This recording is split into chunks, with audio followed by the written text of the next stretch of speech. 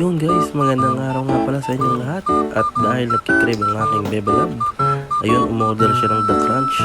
At susubukan daw namin at titikman itong The Crunch na to. Grabe, trending daw to eh. Ito nga pala ay isa sa mga nagte-trending na kainin. Kasi grabe, sobrang lambot daw ng manok nito. At isa pa, ito ay boneless.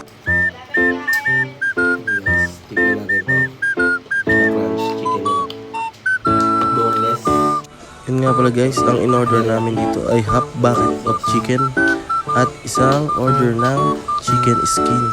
Grabe, super crunchy.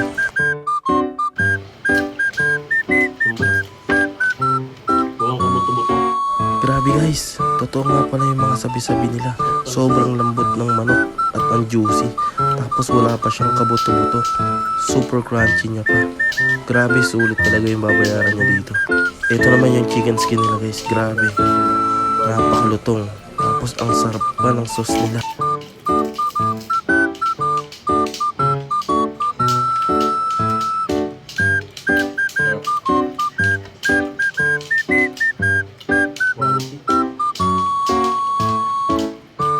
Sulit talaga ang tanghalian mo dito guys. Grabe. Sobrang sarap talaga ng manok.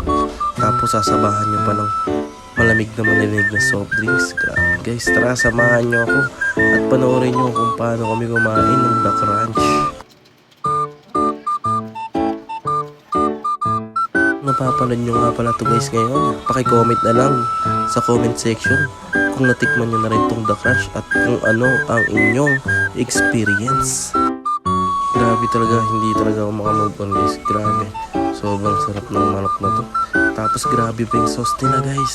Sobrang sarap. Barbecue nga pala, tsaka teriyaki sauce yung sauce namin. Sobrang solid. Yun nga pala guys, ito ay in-order lang namin dito sa Paradaan 1 sa Tansa. Kaya ano pang hinihintay nyo? Kung gusto nyo tikman, order and punta na kayo.